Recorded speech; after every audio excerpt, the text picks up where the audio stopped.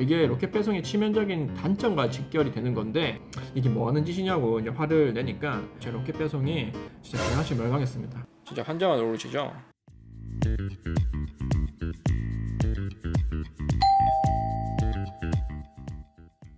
네, 안녕하세요, 한드래곤입니다. 오늘은 그 로켓 배송의 장점과 단점에 대해서 이야기해 보겠습니다. 네, 본격적으로 말씀드리기 전에 썸네일에 나와 있는 것처럼 제 로켓 배송이 대낮이 멸망했습니다. 일단 화면 한번 보시죠. 네, 지금 보시는 화면이 이번에 발주가 정지된 로켓 배송 계정 중 하나입니다. 여기 보시면은 물류 상품 공급 상태 관리에 들어가시면 제가 이 계정으로 판매하고 있는 로켓 배송 전 제품을 볼 수 있거든요. 여기 발주 가능 상태가 떠 있는데 이게 보시면은 거의 다 불가입니다. 다 불가죠.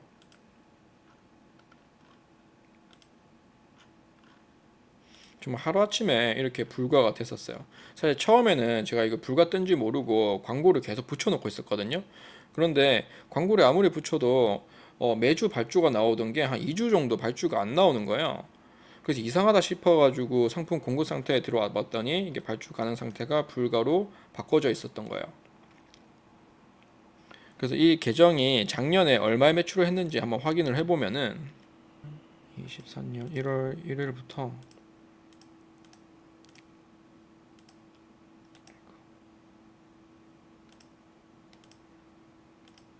보시면은 작년에 5억 4천 정도의 매출을 일으켰죠.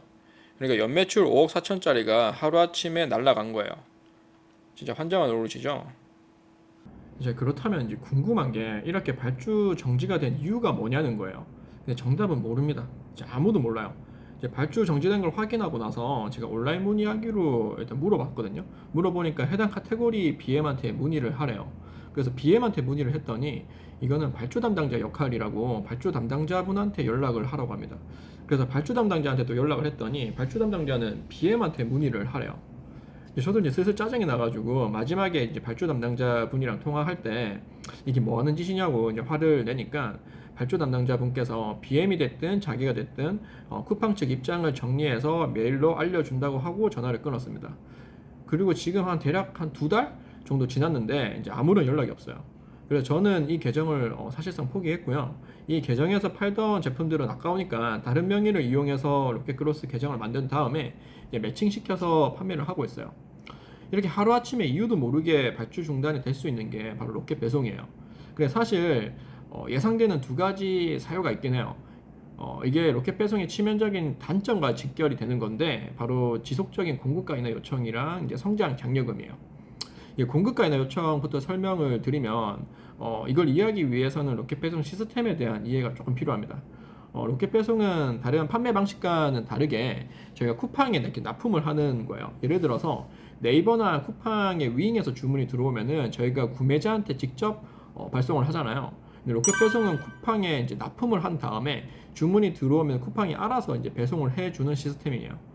그리고 이제 납품을 한 제품 수량에 대해서는 저희 재고가 아니기 때문에 판매가 되지 않아도 상관없어요. 일종의 쿠팡에 납품하는 도매업자가 되는 것이죠. 그런데 일반 도매업자랑은 또 다른 부분이 우리가 쿠팡의 어떤 그 마진 구조까지 다 정해서 줘요.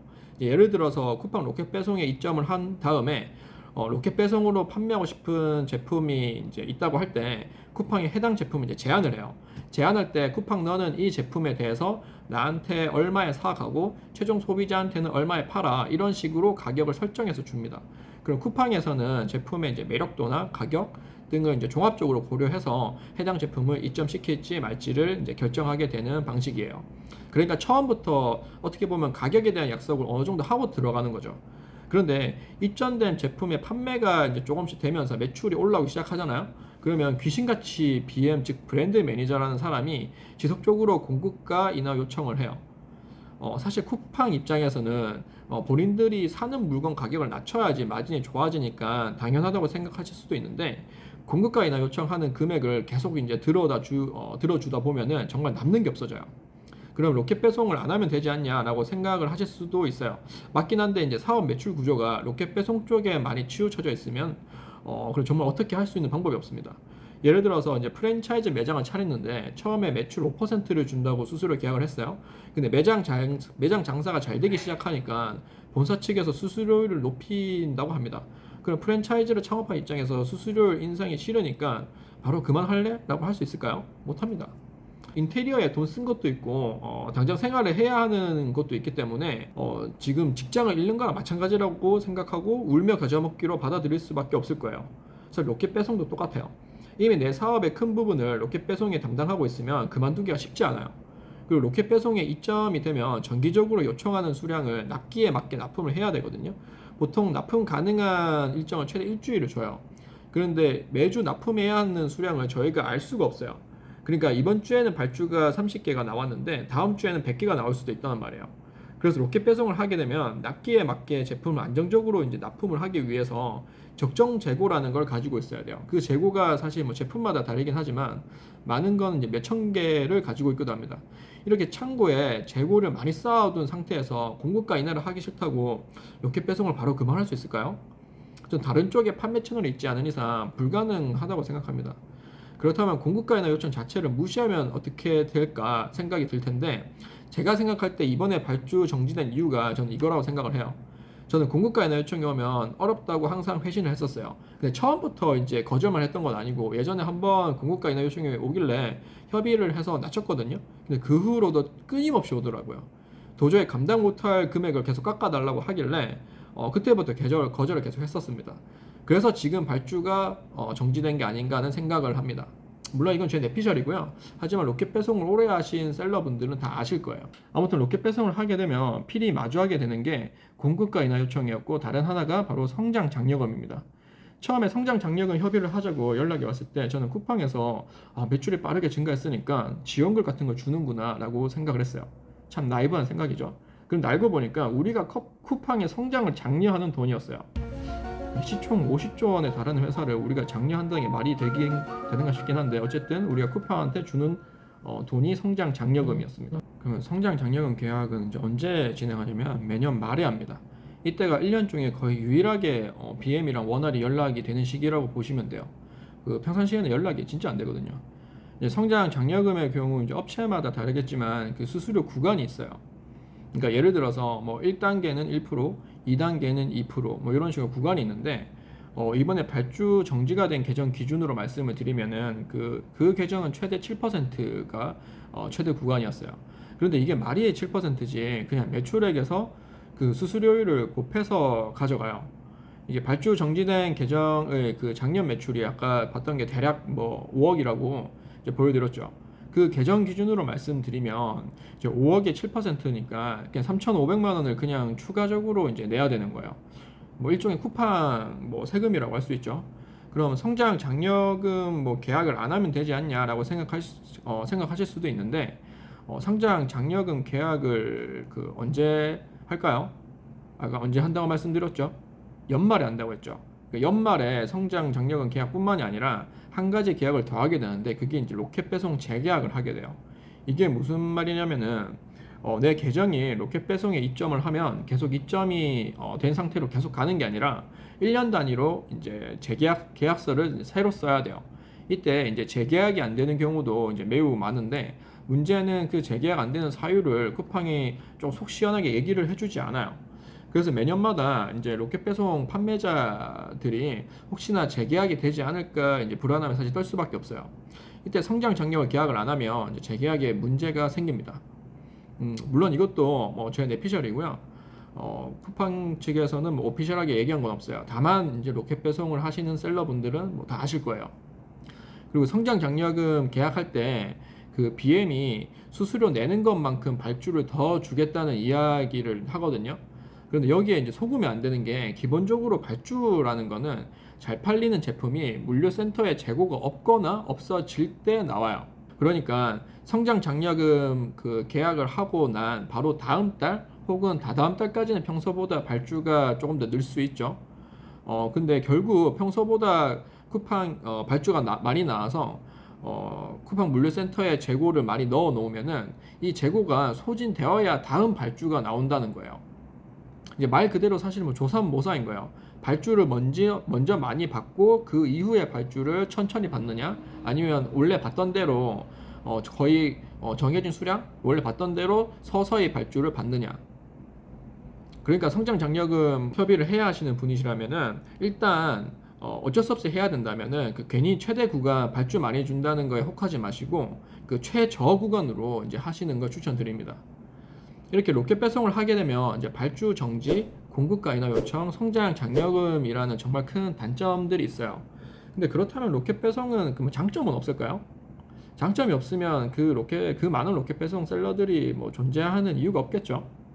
여러 가지 장점이 있지만 뭐 사실 한 가지 압도적인 장점을 말씀드리면은 매출 내기가 가장 쉽습니다. 만약에 주변에 단기간에 뭐 커머스 하시는데 매출을 비약적으로 상승했다라는 이제 소식을 들었어요. 그럼 뭐 때문에 그렇게 매출이 늘었는지 한번 확인을 한번 해보시면은 거짓말 진짜 조금 보태서 열의 아홉은 로켓 배송을 했기 때문일 거예요. 개인 셀러가 1, 2년 만에 연매출 뭐 10억, 20억 하기에 가장 빠른 수단이 사실 로켓 배송이라고 생각을 합니다. 다만 수익률이 조금 낮을 수는 있어요. 그럼 여기서 이제 생각해 보셔야 될 게, 월 매출 1억에 예를 들어서 마진율이 10%와 월 매출 3천에 마진율 35%라고 할 때, 뭐 어떤 게 더 나을까요? 뭐 수익률은 비슷하죠. 실제로 얻어가는 거는. 저는 사실 1억에 마진율 10%를 선택할 것 같아요. 이유가 매출이 일단 많이 만들게 되면은 그 다음 해에 그 매출 가지고 할 수 있는 게 조금 있어요. 바로 뭐 정책 자금이나 저리 대출 같은 거를 할 수 있는데, 이걸 받아서 이제 자사모를 한다던가 네이버 플랫폼을 확장한다던가 사업을 조금 더 확장하는 데 돈을 쓸 수가 있어요. 그리고 요즘은 이거 받아가지고 뭐 공장이나 상가처럼 부동산 투자하는 데 많이 쓰시면서 그 시세 차익으로 엑시트 하시는 분들이 많으시죠. 그래서 저는 그 비록 로켓 배송 제품들이 뭐 발주 정지가 됐지만 주변에 한번 해볼까 하는 분들이 있으면은 한번 해보라고 추천합니다. 왜냐면 매출 내기가 정말 쉽기 때문에. 다만 너무 로켓 배송에만 이제 목매어서는 안 된다는 말을 항상 덧붙이고 있어요. 혹시나 이 영상을 보고 계신 분들 중에 로켓 배송 한번 뭐 해보고 싶으신 분들이 있으시면은 저는 뭐 해보시길 추천드리고요. 그런 의미에서 로켓 배송 입점하는 방법에 대해서 말씀드리고 이 영상을 마치겠습니다. 일단 로켓 배송에 입점을 하려면은 사업자를 먼저 내셔야겠죠. 그 로켓 배송 사업자 내실 때 업태는 도소매로 하시고 종목은 전자상거래로 내시면 되고요. 만약에 이 사업자로 로켓 배송만 하실 분이시라면은 통신 판매 신고는 굳이 돈 들여서 하실 필요는 없습니다. 그리고 로켓 배송 입점할 때 간이 사업자는 안 되고 일반 사업자나 법인 사업자만 되니까 참고하시길 바랍니다. 사업자가 나오게 되면은 절대 쿠팡 윙에 먼저 가입하지 마시고 이렇게 쿠팡에 들어오신 다음에 위에 상단에 보면은 입점 신청 로켓 배송이 있죠. 여기에 들어가세요. 들어가신 다음에 로켓 배송 입점 신청을 눌러주세요. 그리고 여기에 맞는 정보를 다 적어주신 다음에 사실 가장 중요한 게 이 주요 카테고리입니다. 이 카테고리를 어떤 카테고리를 선택하느냐에 따라서 로켓 배송에 입점이 될 수도 있고 입점에 실패할 수도 있어요. 만약에 내가 요번에 카테고리를 잘못 골라서 입점에 실패를 하잖아요. 그러면은 이 사업자로는 로켓 배송의 입점을 영영 못한다고 생각하시고 새로 내신 다음에 다시 신청을 하시는 게 좋습니다.